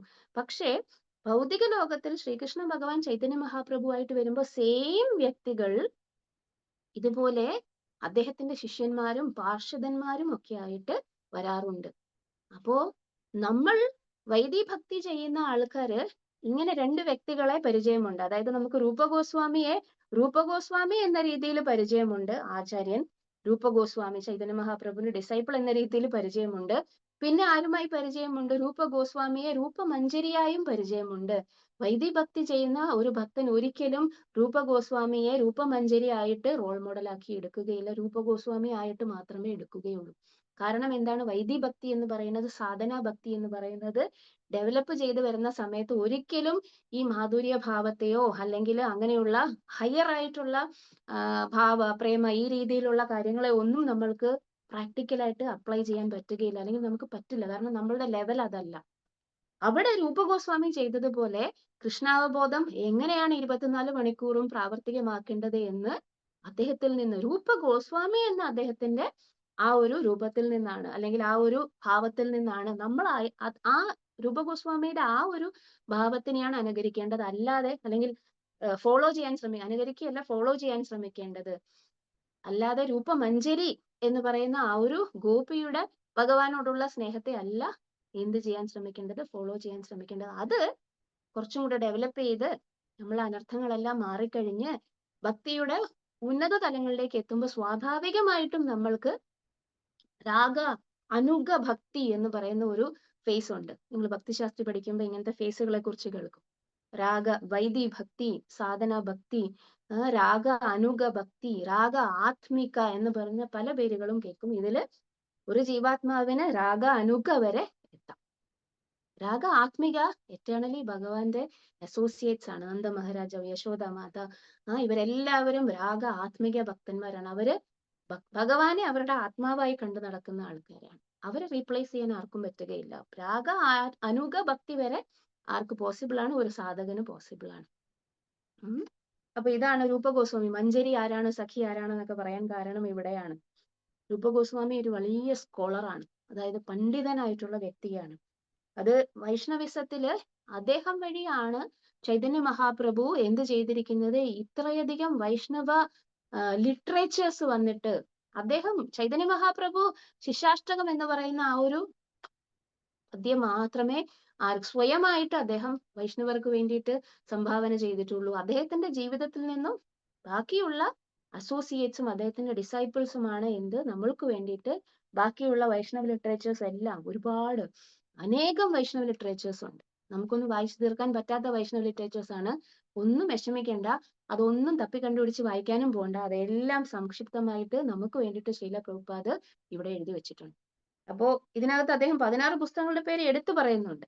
നോക്കൂ, ഇതിനകത്ത് രൂപഗോസ്വാമി എഴുതിയിരിക്കുന്ന പുസ്തകങ്ങളുടെ എണ്ണമിട്ട് അദ്ദേഹം പറയുന്നുണ്ട്. അതാണ് ഞാൻ പറഞ്ഞത്, രൂപഗോസ്വാമി, സനാതന ഗോസ്വാമി, ഇവരെ കുറിച്ച് ശ്രീല പ്രഭുപാദ് എത്രയധികം റെഫറൻസ് കൊണ്ടായിരിക്കണം, എത്രയധികം സമയം ചെലവാക്കിയായിരിക്കണം അത് ഇതെല്ലാം എഴുതിയിരിക്കുന്നത്. ആർക്ക് വേണ്ടിയിട്ടാണ്? നമ്മളെ പോലുള്ള ആൾക്കാർക്ക് ഈ ആചാര്യന്മാരുടെ പ്രാധാന്യത്തെ, എന്താണ് വൈഷ്ണവിസത്തിൽ അവരുടെ പ്രാധാന്യം എന്നതിനെ കുറിച്ച് മനസ്സിലാക്കിയെടുക്കാൻ വേണ്ടിയിട്ടാണ്. ഇനി അടുത്തത് സനാതന ഗോസ്വാമിയെ കുറിച്ച് പറയുന്നു. രൂപഗോസ്വാമിയുടെ അനുജൻ സനാതന ഗോസ്വാമി, അദ്ദേഹവും ഒരു മഞ്ജരിയാണ്. പല പേരുകളിൽ അദ്ദേഹം അറിയപ്പെടും. രതി മഞ്ജരി, ലവംഗ മഞ്ജരി എന്നൊക്കെ. അതായത് ആധ്യാത്മിക ലോകത്തിൽ ആരാണ് രതി മഞ്ജരി അല്ലെങ്കിൽ ലവംഗ മഞ്ജരി? അദ്ദേഹമാണ്, അല്ലെങ്കിൽ ആ വ്യക്തിയാണ് ഇവിടെ ചൈതന്യ മഹാപ്രഭു വരുമ്പോ അദ്ദേഹത്തിന്റെ ശിഷ്യനായ സനാതന ഗോസ്വാമിയായിട്ട് വരുന്നത്. അപ്പോ ആരാണ് സനാതന ഗോസ്വാമി? എന്താണ് സനാതന ഗോസ്വാമിയുടെ സ്ഥായി ആയിട്ടുള്ള ഭാവം? വിനയം. സനാതന ഗോസ്വാമി പറയുന്നു, ഞാൻ വന്നിട്ട് ഈ മ്ലേച്ഛന്മാരായിട്ടുള്ള രാജാക്കന്മാരോടും അവരുടെ ബന്ധുക്കളോടും ഒക്കെ അസോസിയേറ്റ് ചെയ്തിട്ട് ഞാൻ ബ്രാഹ്മണൻ, അതായത് ഇവരെല്ലാവരും വളരെ ഉന്നതമായിട്ടുള്ള ബ്രാഹ്മണ കുടുംബത്തിൽ ജനിച്ചവരാണ്, രൂപഗോസ്വാമിയും സനാതന ഗോസ്വാമിയും അനുപമ വല്ലഭയും ഒക്കെ. പക്ഷെ എന്നിട്ടും സനാതന ഗോസ്വാമി പറയുന്നു, എന്റെ അസോസിയേഷൻ കാരണം ഞാൻ എന്തായി മാറിയിരിക്കുന്നു, ഞാൻ വളരെ മ്ലേച്ഛനെ പോലെയാണ് ഞാൻ ജീവിക്കുന്നതും പെരുമാറുന്നതും എന്ന്. യഥാർത്ഥത്തിൽ അദ്ദേഹം അങ്ങനെ പെരുമാറിയിട്ടേ ഇല്ല. പക്ഷെ എന്നിട്ടും അദ്ദേഹത്തിന്റെ വിനയം എന്ന് പറയുന്ന ആ ഒരു ഭാവം കൊണ്ട്, അതാണ് അദ്ദേഹത്തിന്റെ മൂർത്തിമത്തായിട്ടുള്ള ഭാവം. ചൈതന്യ മഹാപ്രഭുവിന്റെ അടുത്ത് അദ്ദേഹം പറയുന്നത്, ഐ ഹാവ് ബിക്കം എ മ്ലേച്ഛ, ഞാനൊരു മ്ലേച്ഛനായി മാറിയിരിക്കുന്നു. പക്ഷേ എന്നിട്ടും അദ്ദേഹം നമുക്ക് വേണ്ടിയിട്ട് ഒരുപാട് ഗ്രന്ഥങ്ങൾ, അതിൻ്റെ അകത്ത് മെയിൻലി 2 ഗ്രന്ഥങ്ങൾ നിങ്ങൾക്ക് പേരറിയുമായിരിക്കും. ഹരിഭക്തി വിലാസം, വൈഷ്ണവർ എങ്ങനെയാണ് പെരുമാറേണ്ടത് എന്ന രീതിയിൽ ഇൻസ്ട്രക്ഷൻസ് ആയിട്ട് തരുന്ന ഒരു ഗ്രന്ഥമാണ് ഹരിഭക്തി വിലാസം. പക്ഷെ അത് ഭയങ്കര സ്ട്രിക്റ്റ് ആയിട്ടുള്ള റൂൾസ് ആണ്. നമുക്ക് കലികാലത്ത് ഒരിക്കലും ചിന്തിക്കാനോ അല്ലെങ്കിൽ പ്രാവർത്തികമാക്കാനോ പറ്റാത്ത പല വൈഷ്ണവ എട്ടിക്വേറ്റ്സും അതിനകത്ത് പറയുന്നുണ്ട്. ശ്രീല പ്രഭുപാദ് വളരെയധികം കാരുണ്യത്തോടുകൂടി നമ്മളെ കൊണ്ട് എന്ത് ചെയ്യാൻ പറ്റുമോ അത് മാത്രമാണ് നമ്മൾക്ക് ഇൻസ്ട്രക്ഷൻസ് ആയിട്ട് തന്നിരിക്കുന്നത്. ഇപ്പൊ ഹരിഭക്തി വിലാസം, വൈഷ്ണവ തോഷണി എന്ന് പറയുന്ന പുസ്തകങ്ങൾ ആരെഴുതിയിട്ടുണ്ട്? സനാതന ഗോസ്വാമി എഴുതിയിട്ടുണ്ട്. ചൈതന്യ മഹാപ്രഭു, ഈ പാരഗ്രാഫിന്റെ അവസാനം ശ്രീല പ്രഭുപാദ് പറയുന്നു, ചൈതന്യ മഹാപ്രഭു തന്റെ മെയിൻലി ശിഷ്യന്മാരിലൂടെ 4 ശിഷ്യന്മാരിലൂടെ വൈഷ്ണവരുടെ എന്താണ് വൈഷ്ണവർക്ക് വേണ്ട അത്യാവശ്യം വേണ്ട ചില ഗുണങ്ങളെ കുറിച്ച് ശീല പ്രഭുപാദ് ഈ ചൈതന്യ മഹാപ്രഭു കാണിച്ചു തരുന്നു. അതായത് ഈ ഭക്തന്മാരിലൂടെയൊക്കെ അത്യാവശ്യം ആർക്ക് വേണ്ട ഒരു വൈഷ്ണവന് വേണ്ട ഗുണങ്ങളെ കുറിച്ച് എന്ത് ചെയ്യുന്നു, നമ്മൾക്ക് കാണിച്ചു തരുന്നു എന്ന് ചൈതന്യ മഹാപ്രഭു ഭക്തന്മാരിലൂടെ കാണിച്ചു തരുന്നു എന്ന് പറയുന്നു. അതിന് 4 എക്സാമ്പിൾ ശ്രീല പ്രഭുപാദ് ഇവിടെ പറയുന്നുണ്ട് ഇതിന്റെ പർപ്പട്ടില്. ഒന്ന്, രാമാനന്ദ റായ്. കേട്ടിട്ടുണ്ട് നമ്മൾ ആ പേര്. അദ്ദേഹത്തിനെ കുറിച്ച് ഇനിയും മധ്യലീലയിൽ നിറയെ രാമാനന്ദറായും ഭഗവാനും തമ്മിലുള്ള സംഭാഷണം വരും. അപ്പൊ നമുക്ക് ഡീറ്റെയിൽഡ് ആയിട്ട് അദ്ദേഹത്തെ കുറിച്ച് മനസ്സിലാക്കാം. രാമാനന്ദറായ എന്താണ്, അദ്ദേഹം എങ്ങനെയാണ് കാമത്തെ നിയന്ത്രിക്കേണ്ടത് എന്ന് കാണിച്ചു തന്ന ഭക്തനാണ് രാമാനന്ദറായ്. ഇത് രാമാനന്ദറായ്ക്ക് മാത്രമേ പറ്റുകയുള്ളൂ എന്ന് ചൈതന്യ മഹാപ്രഭു പറയുന്നു എന്ന് പറഞ്ഞ ശ്രീല പ്രഭുപാദയുടെ വളരെ അത്ഭുതകരമായിട്ടുള്ള ഒരു കാര്യം പറയുന്നുണ്ട്. അദ്ദേഹം ഒരു നാടകത്തിൽ അഭിനയിക്കാൻ വേണ്ടിയിട്ട് ഒരുപാട് അതായത് പെൺകുട്ടികളെ കൊണ്ടുവന്നു. രാമാനന്ദറായി ഭക്തിയിൽ അത്ര ഉന്നതനായിരുന്നത് കൊണ്ട് ലസ്റ്റ് അല്ലെങ്കിൽ കാമം എന്നത് രാമാനന്ദറായിയെ ടച്ച് ചെയ്യുക പോലും ഇല്ല. ചൈതന്യ മഹാപ്രഭു പറയുന്നു ഇത് രാമാനന്ദറായി കൊണ്ട് മാത്രമേ പറ്റുകയുള്ളൂ എന്ന്. എന്താണ്, സ്വയം അവരെ വസ്ത്രം ധരിപ്പിക്കുകയും കുളിപ്പിക്കുകയും ഒക്കെ ചെയ്തിരുന്നു എങ്കിലും അദ്ദേഹത്തിന് ഒരിക്കലും മനസ്സ് ചഞ്ചലമായില്ല എന്ന് പറയുന്നു. എങ്ങനെയാണ് ഒരു വ്യക്തി അല്ലെങ്കിൽ ഒരു വൈഷ്ണവൻ കാമത്തെ നിയന്ത്രിക്കേണ്ടത് എന്ന് കാണിച്ചു തന്നത് രാമാനന്ദറായി ആണെന്ന് ഈ പർപ്പൂട്ടിനകത്ത് ശ്രീല പ്രഭുപാദ് പറയുന്നു. ഇനി രണ്ടാമത്, ദാമോദർ പണ്ഡിറ്റ് എന്ന് പറയുന്ന ഒരു ഭക്തനെ കുറിച്ച് പറയുന്നു. അദ്ദേഹം ഭയങ്കര ക്രിട്ടിക്കാണ്. ക്രിട്ടിക് എന്ന് പറഞ്ഞാൽ എന്താണ്, മറ്റുള്ള ആ ഒരു ആൾക്കാരെ ചെയ്യുന്നതിന്റെ അതിനകത്ത് എന്താണ് അവരുടെ തെറ്റുകളെന്ന് കണ്ടുപിടിച്ച് ചൂണ്ടിക്കാട്ടി അവരെ കറക്റ്റ് ചെയ്യാൻ വേണ്ടിയിട്ട് വളരെ മിടുക്കനായിട്ടുള്ള ആള്. അദ്ദേഹം ഈവൻ ചൈതന്യ മഹാപ്രഭുവിനെ പോലും വെറുതെ വിട്ടിരുന്നില്ല എന്നാണ് പറയുന്നത്. എങ്ങനെയാണ് സ്വാഭാവികമായ രീതിയിൽ ഒരു ഫ്രിക്ഷനും ഇല്ലാതെ അല്ലെങ്കിൽ ഒരു ബന്ധങ്ങളിൽ ഉലച്ചിലൊന്നും വരാതെ എങ്ങനെയാണ് അത് ചെയ്യേണ്ടതെന്ന് കണ്ടു പഠിക്കേണ്ടത് ആരിൽ നിന്നാണ്, ദാമോദർ പണ്ഡിറ്റിൽ നിന്നാണ്. അദ്ദേഹം ചൈതന്യ മഹാപ്രഭുവിനെ ഈ ക്രിട്ടിസൈസ് എന്ന് പറയുന്ന വാക്കേ അതിനകത്ത് ഉപയോഗിക്കാൻ പാടില്ല. കാരണം അദ്ദേഹത്തിന്റെ ആ ഒരു റോൾ അതാണ് എന്നാണ് ആര് പറയുന്നത്, പ്രഭുപാദ് പറയുന്നത്. ചൈതന്യ മഹാപ്രഭുവിനെ പോലും അദ്ദേഹം വെറുതെ വിട്ടിരുന്നില്ല. എല്ലാ ആൾക്കാരിലും എന്താണ് കറക്റ്റ് ചെയ്യേണ്ടത് അതിനെ കണ്ടുപിടിച്ച് അവരോട് ഒരു തരത്തിലുമുള്ള ഫ്രിക്ഷനും ഇല്ലാതെ കറക്റ്റ് ചെയ്ത് കൊടുക്കുന്ന ആളാണ് ആര്, ദാമോദർ പണ്ഡിറ്റ്. പക്ഷെ നമ്മള് അത്രയും പരിശുദ്ധരായിട്ടുള്ള ഭക്തനൊന്നും അല്ലാത്തത് കൊണ്ട് മറ്റുള്ളവരുടെ കുറ്റങ്ങൾ കണ്ടുപിടിക്കുന്നതൊക്കെ ശരി തന്നെ, പക്ഷെ ഫ്രിക്ഷൻ ഇല്ലാതെ കറക്റ്റ് ചെയ്യുന്ന കാര്യം മാത്രം നടക്കുകയില്ല എന്നേ ഉള്ളൂ. ഇനി ഹരിദാസ് ഠാക്കൂർ, ക്ഷമ എന്താണെന്ന് നമ്മളെ പഠിപ്പിക്കാൻ ചൈതന്യ മഹാപ്രഭു ഹരിദാസ് ഠാക്കൂറിനെ ഉപയോഗിച്ചു.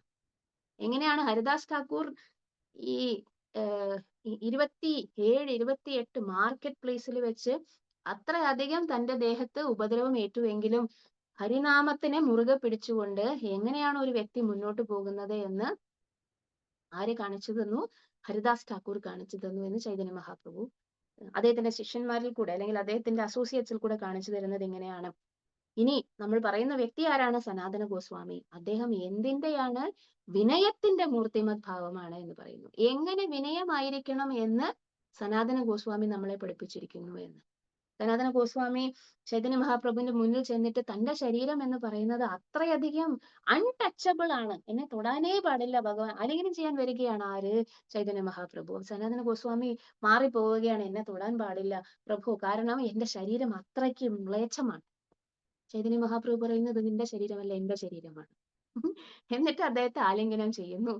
കുഷ്ഠരോഗം ബാധിച്ച് അദ്ദേഹത്തിന്റെ എന്താണ് സ്കിന്നിൽ എന്തോ രോഗങ്ങളൊക്കെ ബാധിച്ച് അത്രയും പഴുപ്പും അതും ഇതുമൊക്കെ ആയിട്ട് നിൽക്കുമ്പോൾ അദ്ദേഹത്തിന് ചൈതന്യ മഹാപ്രഭുവിന്റെ മുന്നിൽ പോകാൻ പോലും താല്പര്യമുണ്ടായിരുന്നില്ല. പക്ഷെ ചൈതന്യ മഹാപ്രഭു അദ്ദേഹത്തെ ആലിംഗനം ചെയ്തിട്ട് പറഞ്ഞു, നിന്റെ ശരീരമല്ല ഇത് എന്റെ ശരീരമാണ്, സേവനത്തിന് വേണ്ടി വിനിയോഗിക്കുന്ന ശരീരമായതുകൊണ്ട് എന്റെ ശരീരമാണ്.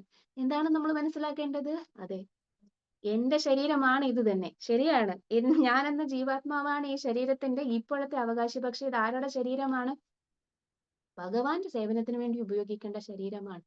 അപ്പോ ആന്തരികമായിട്ടും ബാഹ്യമായിട്ടും അതിനെ വൃത്തിയായി സൂക്ഷിക്കേണ്ടത് ആരുടെ കടമയാണ്? നമ്മളുടെ കടമയാണ്. ചിന്തിക്കുന്ന കാര്യങ്ങളും പറയുന്ന കാര്യങ്ങളും പ്രവർത്തിക്കുന്ന കാര്യങ്ങളും മനസ്സ വാച കർമ്മണ, അല്ലെ? എന്ത് കാര്യങ്ങളാണോ നമ്മൾ ഈ ശരീരം കൊണ്ട് ചെയ്യുന്നത്, ഇത് പ്രത്യേകിച്ചും മുതിർന്ന ഭക്തന്മാർ എന്ത് ചെയ്യണം? അല്ലെങ്കിൽ ഗുരുവിൽ അഭയം പ്രാപിച്ചിരിക്കുന്ന ഭക്തന്മാർ ആരെയാണ് റെപ്രസെന്റ് ചെയ്യുന്നത്? ഒഫീഷ്യലി അവരുടെ ഗുരുവിനെയാണ് റെപ്രസെന്റ് ചെയ്യുന്നത്. ഗുരുവിനെ, ചൈതന്യ മഹാപ്രഭുവിനെയാണ് ഈ പരമ്പരയിൽ കൂടി റെപ്രസെന്റ് ചെയ്യുന്നത്. സോ നമ്മളുടെ ബിഹേവിയർ എങ്ങനെ ആയിരിക്കണം? ആലോചിച്ച് നോക്കുക, അതൊരു സീരിയസ് റെസ്പോൺസിബിലിറ്റിയാണ്. ഈ സീരിയസ് റെസ്പോൺസിബിലിറ്റി എങ്ങനെയാണ് സനാതന ഗോസ്വാമി യഥാർത്ഥത്തിൽ ഒരു ബ്രാഹ്മണനാണ്. അദ്ദേഹത്തിന്റെ പരിശുദ്ധി കാരണം അദ്ദേഹം എത്ര മ്ലേച്ഛന്മാരോടോ അസോസിയേറ്റ് ചെയ്താലും അദ്ദേഹത്തിന്റെ ശരീരത്തിനോ മനസ്സിനോ വാക്കിനോ പ്രവർത്തിക്കോ ഒന്നും ഒരു ബുദ്ധിമുട്ട് വരുന്നില്ല. പക്ഷെ അദ്ദേഹം പറയുന്നു, വിനയപൂർവ്വം ഞാൻ മ്ലേച്ഛനാണ് എന്ന് പറയുന്നു. എന്നിട്ട് പറയുകയാണ്, അതും എന്നിട്ട് ഭഗവാനോട് അല്ലെങ്കിൽ ചൈതന്യ മഹാപ്രഭു അദ്ദേഹത്തിനോട് പറയുകയാണ്, ഇത് എന്റെ ശരീരമാണ്, നിന്റെതല്ല എന്ന് പറയുകയാണ്. അപ്പൊ ഭഗവാനും നമ്മളോട് ഇത് തന്നെ പറയും, ഇത് നിന്റെ ശരീരമാണ്, നീ എന്ന ജീവാത്മാവിന്റെ ശരീരമാണ്. പക്ഷെ അത് ഭക്തന്മാരായി കഴിയുമ്പോൾ അത് എന്റേതാണ്, ഭഗവാന്റേതാണ് നമ്മളെല്ലാവരും. അപ്പൊ അതുകൊണ്ട് നമ്മളുടെ ആ ഉടമസ്ഥനെ നാണം കെടുത്താത്ത വിധത്തിൽ വേണം നമ്മൾ പ്രവർത്തിക്കാൻ. മനസ്സുകൊണ്ടും വാക്കുകൊണ്ടും പ്രവൃത്തി കൊണ്ടും എങ്ങനെയാണോ ഒരു ഐഡിയൽ ആയിട്ടുള്ള അല്ലെങ്കിൽ യഥാർത്ഥത്തിൽ ഒരു ഭക്തൻ, നമ്മളെ കൊണ്ട് പലപ്പോഴും പറ്റുകയില്ല. കാരണം ഈ പഴയ എന്താണ് ഈ ഫോട്ടോഗ്രാഫിക് മെമ്മറികളൊക്കെ നമ്മളുടെ മനസ്സിലും ഹൃദയത്തിലും ഒക്കെ പതിപ്പിച്ചു വെച്ചിട്ടുണ്ടാകും. പല കാര്യങ്ങളും നമ്മൾക്ക് കൺട്രോൾ ചെയ്യാൻ പറ്റുകയില്ല. പക്ഷെ എന്നാലും ശ്രമിക്കണം. കാരണം എന്താണ്, ഹരിനാമം ജപിക്കുന്നത് കൊണ്ട് നമ്മള് പ്യൂർ ആകാനുള്ള സാധ്യത, പ്യൂർ എന്ന് പറഞ്ഞാൽ പരിശുദ്ധരാകാനുള്ള സാധ്യത വളരെ കൂടുതലാണ്. അപ്പോൾ നമ്മളെ കൊണ്ട് കഴിവതും ശ്രമിച്ചുകൊണ്ട് നമ്മൾ എന്ത് ചെയ്യണം? ഈ ഒരു കാര്യത്തിന് വേണ്ടി പ്രവർത്തിക്കണം. വീണ്ടും അത് കഴിഞ്ഞിട്ട് അദ്ദേഹം ശീല പ്രഭുപാദ് ഡിസ്കസ് ചെയ്യുന്നു മധ്യലീലയിൽ പറയാൻ പോകുന്ന കാര്യം. സനാതന ഗോസ്വാമി പിന്നെ ഒരു നവാബിന്റെ അസോസിയേറ്റ് ആയിരുന്നു. ആ നവാബിനോട് അദ്ദേഹം ഭഗവാന്റെ സേവനത്തിന് വേണ്ടി ഭാഗവതം വായിക്കാൻ വേണ്ടിയിട്ട് എന്ത് ചെയ്യുന്നു, എനിക്ക് അസുഖമാണെന്നും പറഞ്ഞിട്ട് വീട്ടിലിരുന്ന് ഭാഗവതം വായിക്കുമ്പോൾ നവാബ് ഇത് കണ്ടുപിടിക്കുന്നു. എന്നിട്ട് അദ്ദേഹത്തോട് തന്നോടൊപ്പം ഒറീസയിലേക്ക് എവിടെയോ വരാൻ വേണ്ടിയിട്ട് പറയുന്നു. സനാതന ഗോസ്വാമി സമ്മതിക്കുന്നില്ല. അതിനുശേഷം സനാതന ഗോസ്വാമി അദ്ദേഹം പിടിച്ച് ജയിലിൽ അടയ്ക്കുന്നു. പക്ഷെ സനാതന ഗോസ്വാമി രൂപ ഗോസ്വാമി ബാക്കി വെച്ചിരുന്ന ആ ധനത്തെ ഈ ജയിലർക്ക് കൊടുത്തിട്ട് അയാളുടെ സഹായത്തോടു കൂടി ഈശാന എന്ന് പറയുന്ന തന്റെ ഒരു അസോസിയേറ്റുമായിട്ട് അല്ലെങ്കിൽ തന്റെ ഒരു സഹായിയുമായിട്ട് അവിടുന്ന് രക്ഷപ്പെടുന്നു. അങ്ങനെ അവസാനം അദ്ദേഹം പിന്നെ എവിടെ എത്തുന്നു? ചൈതന്യ മഹാപ്രഭുവിനെ കണ്ട് അദ്ദേഹത്തിന് ശരണം പ്രാപിക്കുന്നു. ഇതൊക്കെ ഇവിടെ ഡിസ്കസ് ചെയ്യുന്നുണ്ട്. ഇതൊക്കെ നമ്മൾ ഇനിയും കേൾക്കാൻ പോകുന്ന കാര്യങ്ങളാണ്. ചെറിയൊരു ഇൻട്രൊഡക്ഷൻ മാത്രമാണ്. ആദിലീല എന്ന് പറയുന്നത് കൃഷ്ണദാസ കവിരാജ ഗോസ്വാമി നമ്മളെ ഇവരെല്ലാം പരിചയപ്പെടുത്തുകയാണ്. അപ്പൊ ഇതെല്ലാം നമ്മൾ ഇനി കേൾക്കും. ഇനി പറയുന്നത്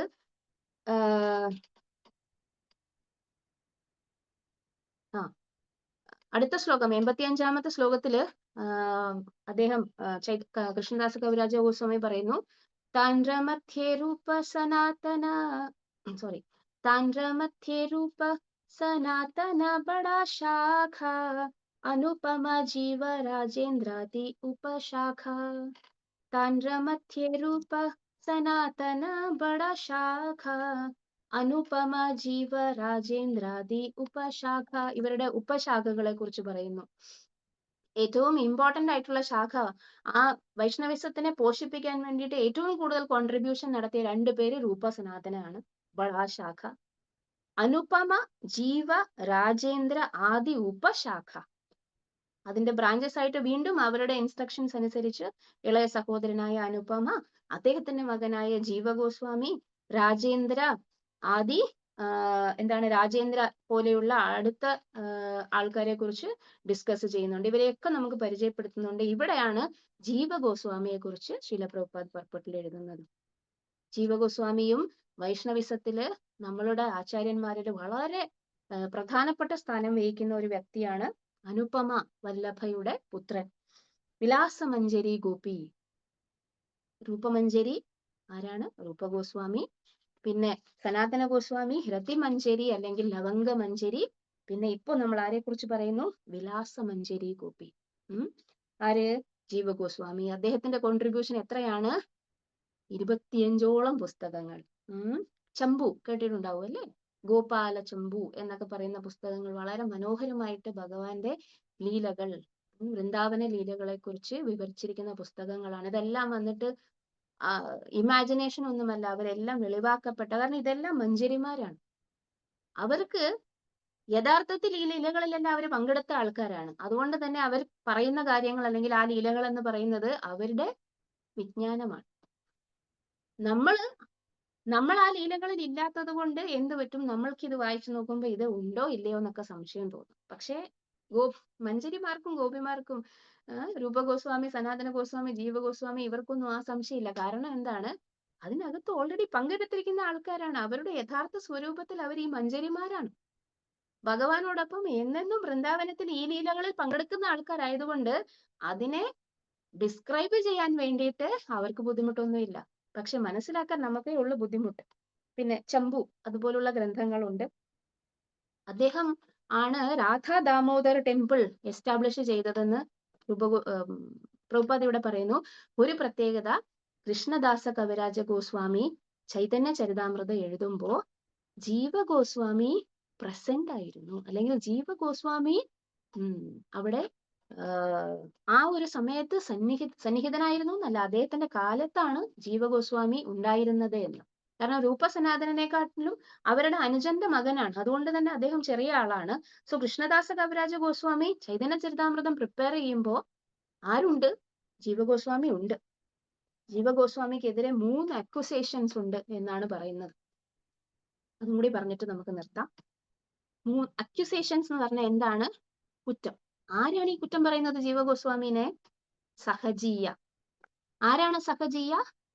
നമ്മൾക്ക് ഭഗവാന്റെ ലെവലിലേക്ക് ഉയരാൻ സാധ്യമല്ലാത്തത് കൊണ്ട് ഭഗവാനെ വലിച്ച് നമ്മളുടെ ലെവലിലേക്ക് ഇടുന്നതിനാണ് സഹജീയ എന്ന് പറയുന്നത്. മനസ്സിലായോ? പ്യോർ ആയിട്ട് ഭഗവാൻ വിശുദ്ധ സത്വമാണ്. അറ്റ്ലീസ്റ്റ് സത്വഗുണത്തിൽ എങ്ങാനും വന്നാൽ മാത്രമേ അതിന്റെ അടുത്ത് എത്താൻ പറ്റുകയുള്ളൂ. പക്ഷെ അതൊന്നും നമ്മളെ കൊണ്ട് പറ്റൂല. അത് കാരണം എന്താണ്, നമ്മൾ നിൽക്കുന്ന ലെവലിലേക്ക് ഭഗവാനെ വലിച്ച് താഴെയിടുകയാണ്. അങ്ങനെ ചിന്തിക്കുകയാണ് അവര്. ഭഗവാൻ ഒരു സാധാരണ വ്യക്തിയാണ്. ആര്? കൃഷ്ണൻ സാധാരണ വ്യക്തിയാണ്. ചെയ്തിരിക്കുന്ന കാര്യങ്ങളെല്ലാം ഇങ്ങനെയാണ് അങ്ങനെയാണ്, അത് എനിക്കും ചെയ്യാൻ പറ്റുമെന്ന് ചിന്തിക്കുന്ന ആൾക്കാരെയാണ് സഹജീയ അല്ലെങ്കിൽ പ്രകൃത സഹജീയ എന്നൊക്കെ പറയുന്നത്. അപ്പോ അവര് ജീവഗോസ്വാമിയെ കുറിച്ച് വളരെ മെയിൻ ആയിട്ട് 3 അക്യൂസേഷൻസ്. എന്തിനാണ് നമ്മൾ ഈ അക്യൂസേഷൻസ് പഠിച്ചു വെക്കുന്നതെന്നായിരിക്കും നിങ്ങൾ ചിന്തിക്കുന്നത്. അക്യൂസേഷൻസ് പഠിച്ചു വെക്കുന്നതിന് ഒരു കാര്യമുണ്ട്. നമുക്ക് നോക്കാം എന്താണ് അക്യൂസേഷൻ എന്ന്. ഒരിക്കൽ ഒരു ഭൗതികവാദി വന്നിട്ട് രൂപസനാതന ഗോസ്വാമിമാരുടെ അടുത്ത് ചെന്നിട്ട് നിങ്ങളോട് എനിക്ക് തർക്കത്തിൽ ഏർപ്പെടണമെന്ന് പറഞ്ഞു. ആരാണ്? ഭൗതികവാദി. രൂപസനാതന ഗോസ്വാമിമാർക്ക് ഈ ഭൗതികവാദിയുടെ അടുത്ത് തർക്കത്തിൽ ഏർപ്പെട്ടിട്ട് എന്ത് കിട്ടാനാണ്? അല്ലെങ്കിൽ എന്ത് നഷ്ടപ്പെടാനാണ്? അവരുടെ സമയം നഷ്ടപ്പെടും. ഭഗവാനെ കുറിച്ച് ചിന്തിച്ച് വൈഷ്ണവരുടെ ഉന്നമനത്തിന് വേണ്ടിയിട്ട് ലിറ്ററേച്ചേഴ്സ് എഴുതുന്ന തിരക്കില് ഇങ്ങനെ ഒരു ഭൗതികവാദി വന്നിട്ട് വെറുതെ അദ്ദേഹത്തിന്റെ സമയം കളയുന്നതിനോട് രൂപ ഗോസ്വാമി, സനാതന ഗോസ്വാമിക്ക് താല്പര്യമില്ല. എന്താണ് വേണ്ടത് ഭൗതികവാദിക്ക്? ഡിബേറ്റിൽ അവരെ തോൽപ്പിച്ചു എന്ന് എഴുതി തരണം. എഴുതി കൊടുത്തു. ഡിബേറ്റ് ഒന്നും ചെയ്തില്ല, പക്ഷെ എഴുതി കൊടുത്തു. ഇയാൾ എന്നെ ഡിബേറ്റിൽ തോൽപ്പിച്ചു, കൊണ്ടുപോകുമെന്ന് പറഞ്ഞു. എന്ത് ചെയ്തു? ഇതും കൊണ്ട് ഇയാൾ ആരുടെ അടുത്ത് വന്നു? ജീവഗോസ്വാമിയുടെ അടുത്ത് വന്നു. ജീവഗോസ്വാമി ആരാണ്? രൂപസനാതന ഗോസ്വാമിമാരുടെ അനുജന്റെ മകൻ. അതായത് അവരുടെ ശിഷ്യൻ എന്ന രീതിയിലാണ് ആര് വർത്തിക്കുന്നത്? ജീവഗോസ്വാമി വർത്തിക്കുന്നത്. ഇവിടെ എന്താണ് ജീവഗോസ്വാമി ചെയ്യേണ്ടത്? ശരി, എങ്കിൽ ഞാനും എഴുതി തന്നേക്കാം എന്നും പറഞ്ഞിരിക്കുമോ? ഇല്ല. ജീവഗോസ്വാമി തന്റെ സുപ്പീരിയേഴ്സ്, ഗുരുക്കന്മാർ, ഒരു വൈഷ്ണവൻ സ്വന്തമായിട്ട് കിട്ടുന്ന അപവാദങ്ങളെ അല്ലെങ്കിൽ എന്താണ് അക്യൂസേഷൻസിനെ, സ്വന്തമായിട്ട് കിട്ടുന്ന എല്ലാ തരത്തിലുമുള്ള ക്രൂരതകളെ ഒക്കെ സഹിക്കും. പക്ഷെ ഈ തന്റെ ഗുരുവിനെ, സുപ്പീരിയർ വൈഷ്ണവരെ, ഭക്തന്മാരെ നിന്ദിക്കുന്ന അദ്ദേഹത്തിന് സഹിക്കാൻ പറ്റൂല. അപ്പൊ ജീവഗോസ്വാമി എന്ത് ചെയ്തു? ജീവഗോസ്വാമി അദ്ദേഹത്തോട് ആർഗ്യൂ ചെയ്തിട്ട് അദ്ദേഹത്തെ തോൽപ്പിച്ചു. ആരെ? ഈ ഭൗതികവാദിനെ തോൽപ്പിച്ചു. ഇത് സഹജീയക്കാര് പറയും ജീവഗോസ്വാമിക്ക് വിനയമില്ല. നോക്കൂ, രൂപഗോസ്വാമിക്കും സനാതന ഗോസ്വാമിക്കും എന്ത് വിനയമുള്ളത് കൊണ്ടാണ് അവർ ഒരു തർക്കത്തിനും പോകാതെ ഞാൻ തോറ്റു എന്ന് എഴുതി കൊടുക്കുന്നത്. ജീവഗോസ്വാമിക്ക് ആ വിനയമില്ല. ആര് ചെയ്തതാണ് ശരി? രൂപഗോസ്വാമി, സനാതന ഗോസ്വാമി ചെയ്തത് ശരി തന്നെ. കാരണം അവരുടെ ആ ഒരു കോൺഷ്യസ്നെസ്സിനെ മെയിൻറ്റെയിൻ ചെയ്യാൻ വേണ്ടിയിട്ട് വെറുതെ സമയം മെനക്കെടുത്തണ്ടെന്ന് പറഞ്ഞിട്ടാണ് എന്ത് ചെയ്തത്? ഈ ഭൗതികവാദി അവർ പറഞ്ഞു വിട്ടത്. പക്ഷെ ജീവഗോസ്വാമി ആരാണ്? ഇവരുടെ ശിഷ്യനാണ്. ഗുരുവിനെ ബ്ലാസ്ഫെയിം ചെയ്യാൻ വേണ്ടിയിട്ട് അല്ലെങ്കിൽ സുപ്പീരിയർ ആയിട്ടുള്ള ആൾക്കാരെ ബ്ലാസ്ഫെയിം ചെയ്യാൻ വേണ്ടിയിട്ട് ഒരാൾ ശ്രമിക്കുമ്പോൾ പല്ലും നഖവും ഉപയോഗിച്ച് അതിനെ റെസിസ്റ്റ് ചെയ്യുക എന്നത് ഒരു ജൂനിയർ വൈഷ്ണവന്റെ കടമയാണ്. പ്രഭുപാദ് പറയുന്നു, certainly it was right for Jiva Goswami to stop such a dishonest scholar from advertising that he had defeated Rupa Goswami and Sanatana Goswami, but Due to their illiteracy, the Sahajiya class refer to this incident to accuse Srila Jiva Goswami of deviating from the principle of humility. വിനയമില്ല എന്ന് പറയുന്നു ആര്? സഹജിയാസ് പറയുന്നു. പക്ഷേ they do not know, however, that humility and meekness are appropriate when one's own honor is insulted. സ്വയം നമ്മളുടെ ആത്മാഭിമാനത്തിന് ക്ഷതമേൽക്കുകയാണെങ്കിൽ പോട്ടെ എന്ന് വെക്കാം. But not when Lord Vishnu or the Acharyas are blasphemed.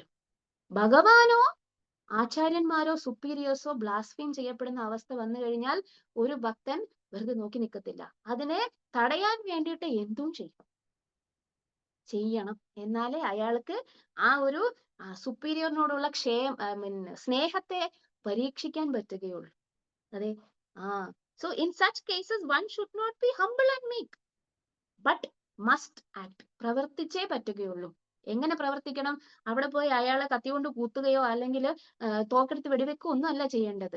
നിങ്ങൾ എന്താണോ അല്ലെങ്കിൽ നമ്മൾ എന്താണോ ശ്രീല രൂപ ഗോസ്വാമി, സനാതന ഗോസ്വാമി ആചാര്യന്മാരുടെ പുസ്തകങ്ങളിൽ നിന്ന് മനസ്സിലാക്കിയിരിക്കുന്നത്, അയാളോട് അത് പറഞ്ഞ് അയാളുടെ സിദ്ധാന്തത്തെ ഖണ്ഡിക്കാനുള്ള കെൽപ്പുള്ളവരായി മാറണം. അതാണ് എന്ത് ശിഷ്യന്മാര് ചെയ്യേണ്ടത്. ഒരു ഗുരുവിനെ പ്രൊട്ടക്ട് ചെയ്യാൻ വേണ്ടി, ഗുരുവിന് നമ്മുടെ പ്രൊട്ടക്ഷൻ ഒന്നും ആവശ്യമൊന്നുമില്ല. അദ്ദേഹത്തിന് പ്രൊട്ടക്ട് ചെയ്യാൻ പറ്റും. പക്ഷേ ഒരു ശിഷ്യൻ ഗുരുവിനോടുള്ള സ്നേഹം കാണിക്കുന്നത് അദ്ദേഹത്തെ നമ്മൾ ഈ പ്രകാരം സ്നേഹത്തോടെ പ്രൊട്ടക്ട് ചെയ്യാൻ വേണ്ടി ശ്രമിക്കുമ്പോഴാണ്. നിങ്ങൾ കേട്ടിട്ടുണ്ടല്ലേ, നമ്മുടെ ഗോവർദ്ധന ഉദ്ധാരണത്തിന്റെ സമയത്ത് ശ്രീകൃഷ്ണ ഭഗവാൻ ഒരു കയ്യില് ഈ ചെറിയ വിരലില്, ഇടത്തെ ചെറിയ വിരലില് എന്ത് ചെയ്തിരിക്കുകയാണ്? ഗോവർദ്ധന പർവ്വതത്തെ ഉയർത്തി നിൽക്കുകയാണ്.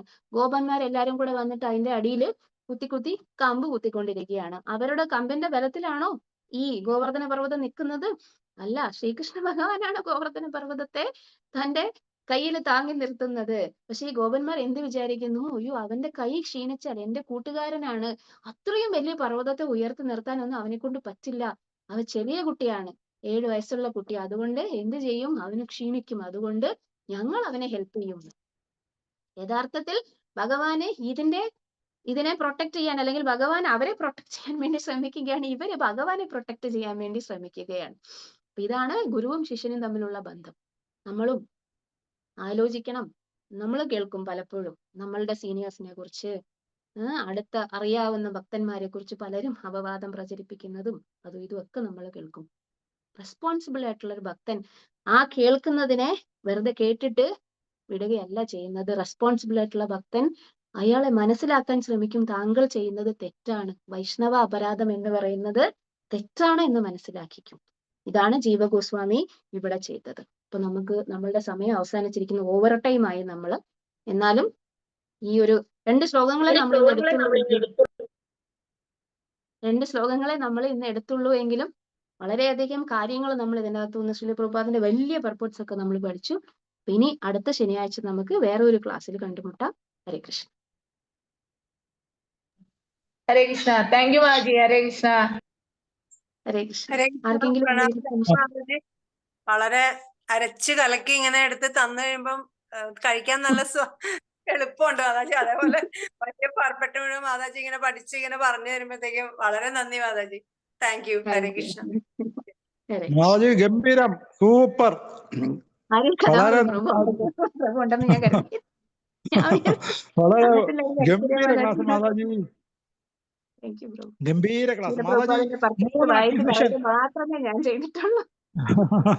3 അക്വിസിഷൻ ജീവഗോസ്വാമിക്കെതിരെ ഉണ്ട്. അതിൽ 1 മാതാജി പറഞ്ഞു, ബാക്കി 2 പറയാനുള്ള സമയം ഇല്ലാത്തത് കൊണ്ടാണ്. രണ്ടാമത്തത് ഞാൻ പറയാം പ്രഭു, ഒരു മിനിറ്റ്, ഞാൻ ഒന്ന് റെഫർ ചെയ്തിട്ട് പറയാം. ഇപ്പൊ തന്നെ പറയണോ? പ്ലീസ്. ഓക്കെ.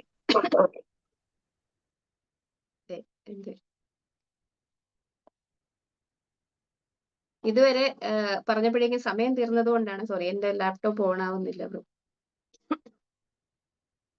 അത് ഞാൻ ആശ മാതാജിക്ക് ഷെയർ ചെയ്ത് കൊടുത്താൽ മതിയോ? കാരണം എന്റെ ഓൺ ആവുന്നില്ല, അത് ഒന്ന് റെഫർ ചെയ്യാതെ എനിക്ക്.